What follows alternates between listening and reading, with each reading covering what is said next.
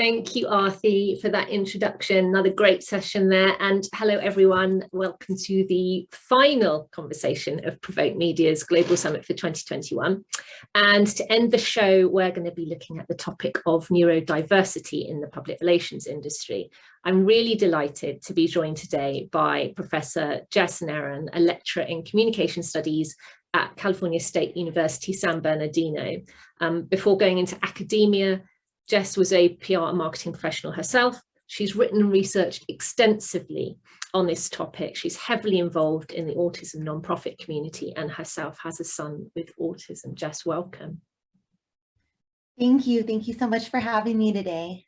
It's lovely to speak to you again. This is actually our second conversation, as I interviewed you a few weeks ago for what turned out to be something of a mammoth long read on neurodiversity in this and we covered everything from ADHD to autism to dyslexia. So thanks for joining me again for another chat. I have to say that it's not often that a feature and trade publication turns out to be an emotional journey, but I was so honoured at how disarmingly frank and open everyone I spoke to, including you, was about their own lived experiences of being neurodivergent and living and working with people with very neurodivergent conditions. It's such a privilege to hear everyone's stories. I suggest everyone checks out the piece if you haven't already. So Jess, to kick off, do you want to just summarise your research in this area? Sure, absolutely. And I mean, first of all, Maya, I just wanted to say your piece was so beautifully done and the voices that you brought forward were so powerful. So thank you so much for the incredible amount of work and care that you put into it. It was really something amazing. And I know it's going to be of service to a number of people. So I just wanted to thank you so much for that and to thank Provoke Media for having me today.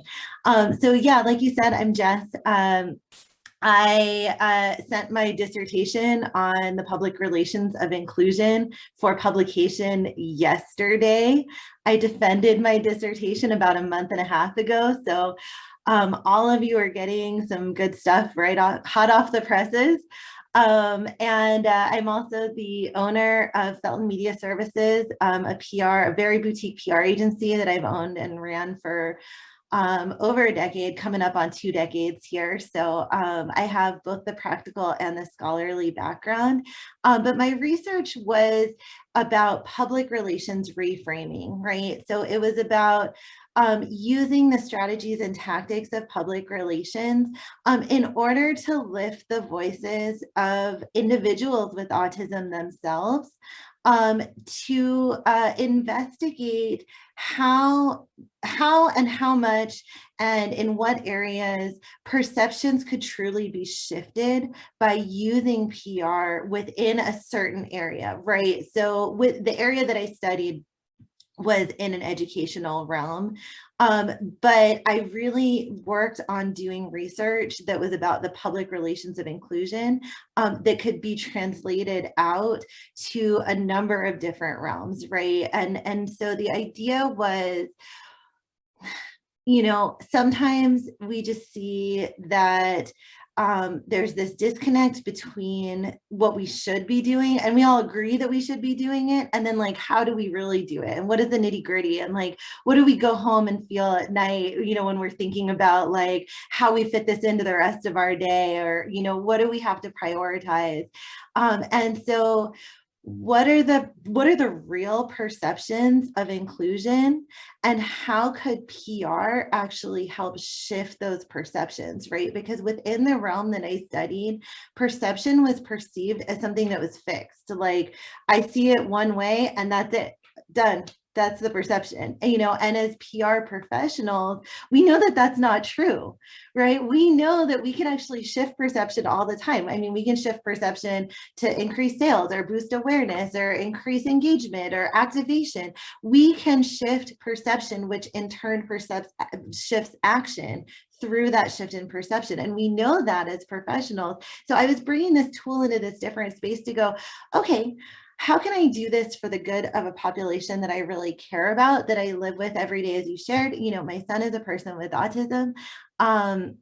And I have been a publicist within the autism community for a really long time as part of the ongoing pro bono work that I do. And so using that lived experience, how can I use that? So if I encounter someone within the realm I was studying going, I just don't have the time, like I should, but I just don't have the time, or, you know, there's a lot of people, they have a lot of needs. To be able to bring forward a set of tools and a pathway so that inclusion became part of what was folded into the assets of an organization, right? A true asset, not like it would be nice if I get around to it, but a true meaningful asset. And so we worked through a structure using PR theories, using PR strategies, tactics, and the PR research method as well of focus groups to establish this public relations of inclusion. And you managed, when we spoke before, you said you managed to shift perceptions and shift the narrative around disabilities, which is what neurodiverse conditions come under the category of rather than mental health conditions. You managed to shift those perceptions really quickly using PR tactics from deficit to asset, which I thought was a really interesting concept. And you did that quite quickly. It doesn't take a lot, does it, to move people through perceptions of neurodiversity as being too much to handle or too difficult to actually, this is, as I said in my piece, a superpower. Yes, and I loved that metaphor that you brought forth. Correct. So we were able to shift this in about 45 minutes of time. So we were working with really busy populations, similar, right, to the world of busy PR professionals. The population I was working with, I can only get them for like a hot second. So if I can't do it in a hot second, it's not going to happen, right? And in this world that I was researching, sometimes there's like these all day mammoth things that take forever, and people just zone out and they start answering their emails, and that's normal, you know? So we need to get in and get out and get something delivered to them. And so, you know, and it was really interesting because that was even brought forward by members of my committee outside the realm of PR within, you know, the autism research and special ed research communities, where they were like, wait, you did this really fast. Like, you need to highlight that. So thank you, Maya. We were able to shift how inclusion was framed within a 45-minute focus group. And then through various research methods, we were both able to confirm it and triangulate it to make sure that that was really happening. But it really did go from like a abstraction to a very concrete, with ideas, with quick hitting, these are further things that I could do in order to really move this forward within my own organization to truly and meaningfully include people. And it was done fast. It was done within 45 minutes. That's correct. Well, that's amazing. And neurodiversity is one of those aspects of DE&I that is not really being talked about much in the PR industry. You know, I touched on a few agencies who are making moves in this direction and committed to understanding and moving forward. So, I mean, if you forgive me for saying so, academia and the world of business aren't always the most intimate bedfellows. So how is your research and your findings translatable and useful to the business of PR and agencies who are really committing to their DE&I stance going forward? Yeah, and I love that question, you know, and the most important thing I can say about it is that this is practical PR knowledge. This is the stuff that we already know, right? Just like this is the practical neurodiversity, neurodivergent knowledge that individuals with autism sometimes already know and bring forward in their communities. This is knowledge already known within the practical communities, just being written into the scholarly literature, really and truly. That this is bringing forward stuff from our world that we're speaking in right now into that world, not necessarily the other way around. Because you're right, sometimes there are so many abstractions, or it's like, oh, okay, this is really obscure. What do I do with this, right? And I feel that way as a practitioner sometimes in my world. I'm not gonna lie, right? But you know, one of the areas that I thought was really important to highlight, you know, within the context of this question is this emerging idea of something called critical PR, right? And critical PR is like the tip of the iceberg of like this amazing opportunity for all of us to really be backed up by the scholarly literature, if we choose to do so, to lift the voices of those who haven't been heard before, right? To enact meaningful change. It's like advocacy PR squared, right? And I love that about it. And it hadn't really been tested in the wild. It was more of an abstraction itself before this study.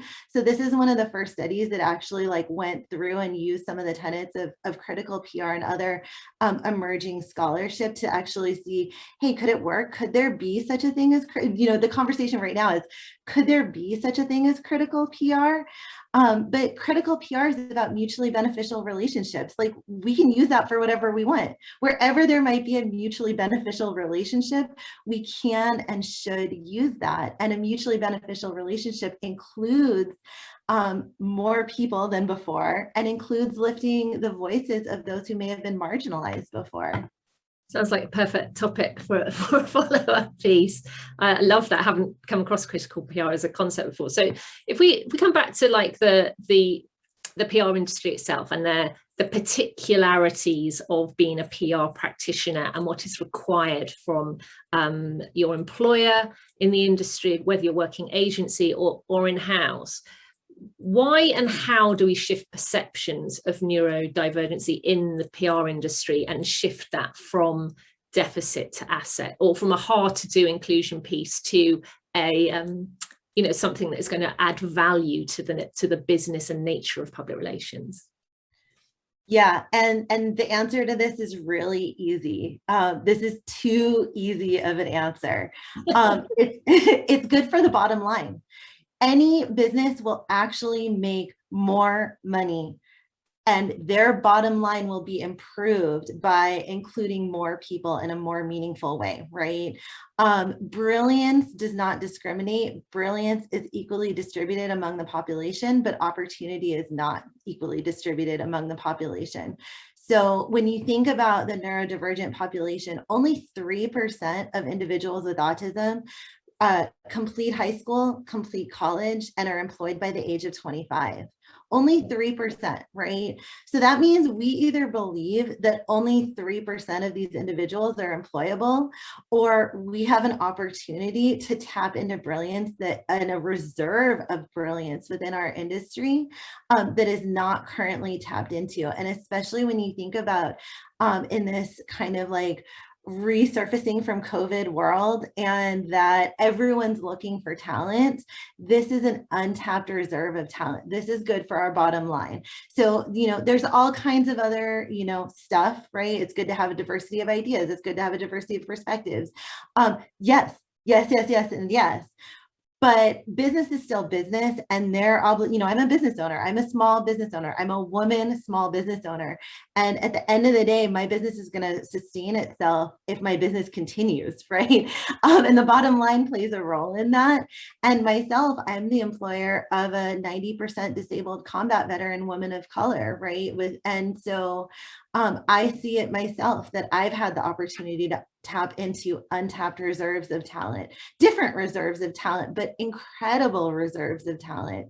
And I can tell you that what the most compelling reason is for a business to do something is not necessarily the nice to do's after we get all the things we have to do done. The best reason to do it is that bottom line, and the bottom line will actually be improved if we are living in a world within our workplace and within our culture that we're not seeing only 3% of the neurodivergent population is hireable, right? We're not saying brilliance is equally distributed with an asterisk. We're saying brilliance is equally distributed, and we want to tap into all of that brilliance available for the benefit of us and for the benefit of our world. And what kinds of brilliance are we looking at? And one thing that came very clearly through my interviews for the feature I wrote was that everyone, you can't apply stereotypes here. People with ADHD are not all the same. People on the autism spectrum do not all exhibit the same strengths or have the same challenges. So seeing people as individuals is really key in this, obviously. But what kinds of brilliance might a bigger population of neurodivergent people bring into the PR and comms industry? Yeah, and I think that having that really centering on the individual perspective is important for that. And so thank you, Maya, for starting it there. So I think the most important thing to mention actually comes back to my study. And what we did within that 45 minutes that actually enacted change was we brought in individuals with autism themselves to share out 2 minutes of something that was special to them within the context of the world that we were talking about. We centered the voices of individuals, right? Because hearing from somebody matters, right? Those personal connections are what enable us to do amazing things in the world, and it humanizes us, right? It's not just a lump of mystery people out there somewhere. These are individuals, right? And we have to get to know each individual to know what unique things he or she or they may bring to the table, just like we would for any other employee, right? Anyone who we bring into our organizations, we need to know their strengths. We need to know their areas of improvement, and we need to know those things that really make them special within the organization. People without disabilities, these are things that we do as a member of our team. So we would do those same things with any member of our team. So the answer is not a simple one, but the answer is by continuing to tap into these underutilized resources of this population, and by really humanizing them and giving them the opportunity to center their own voices, and for them to tell you themselves what their brilliance is that they can bring to you, right? Make your hiring opportunities inclusive. Make multiple ways to accommodate individuals when you're talking to them about future job opportunities, right? I have multiple autism PR clients, right? Who better to make sure I serve those clients well than to talk with individuals with autism themselves and consult with them. So we don't know what those diamonds are going to be that each person brings until we talk with them, right? And similar to the study where we centered their voices, if we humanize them, we're going to find out. We've got a couple of minutes left, and I wanted to just do a really quick segue from our previous conversation. I know there's another aspect of diversity and inclusion that intersects with neurodiversity. Can you talk us to that, about the history of disability and late diagnosis, particularly among people of color in the US? Absolutely. So historically, there is intersectionality of oppression among multiple marginalized groups, right? And this is in the scholarly literature and the historical literature and then the practical literature. So areas where this comes up is that individuals of color are diagnosed later, right? So the average diagnosis age is I believe that the average age of diagnosis for people of color is, I wish I had this off the top of my head. I used to. I was the publicist for Autism Speaks long ago. But I believe that for individuals of color, it's like between 8 and 13. And for individuals who aren't individuals of color, it's around the age of 6, both of which are really late, right? You can diagnose as early as 18 months. But when you think about someone going through so much of their educational career without access to the services, supports, et cetera, this can really affect things, right? And one place where it affects things later on is in the workplace. So individuals who are white with ASD, 66% have worked by the age of 25, like without a college degree. 66% have been employed at some point. But for Black young adults, it's only 37%. And for Latino and Latina young adults, it's only 34%. And what this tells us is that power, privilege, and access play a role in outcomes throughout an individual's lifespan, and that all of us are playing a role in that, right? And that we have this opportunity to really make meaningful change to lift up opportunities for those who may have experienced, these disparities in the past, just as we would for anyone, right? I mean, we all go to different schools with different quality education and different teachers and, different internships and different mentors. So what can we do to bring some opportunity forward despite those differences? Okay, well, I know it's really front of mind for the whole industry at the moment, how we do this in the broadest sense. So I hope that this will get the neurodiversity conversation out of the DE&I bit, advancing a little bit. I just want to close with one final question for you, Jess. I could speak to you for hours and have done. Where do we go from here as an industry, as the public relations industry, in relation to embracing neurodiversity? Are you hopeful things are changing? and what one thing could an agency do to kind of take the next step?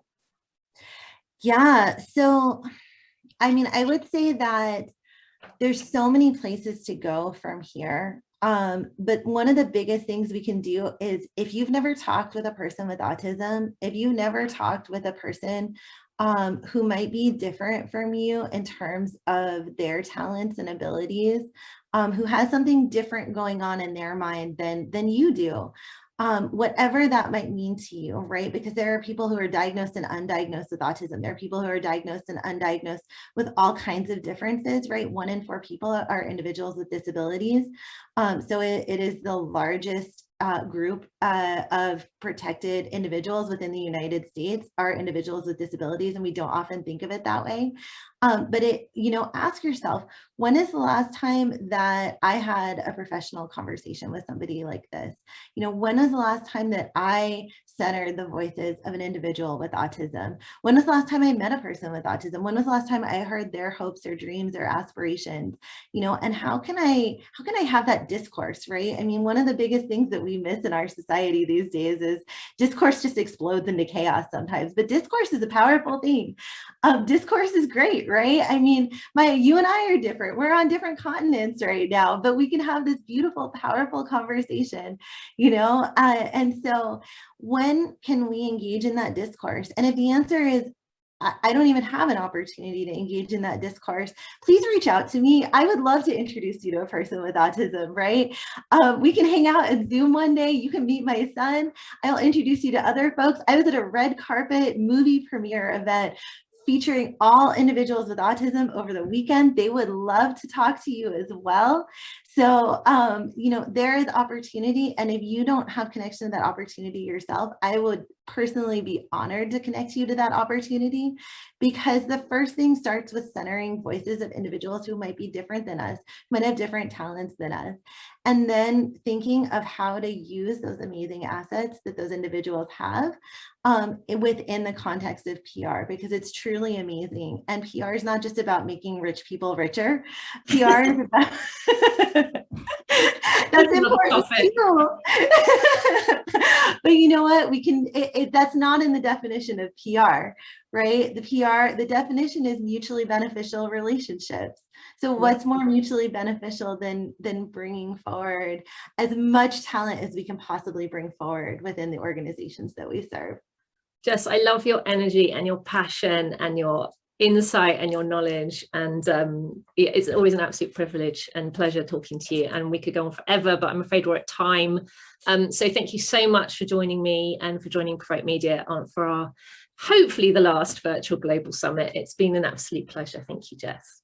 Thank you so much for having me, Maya. You're the best.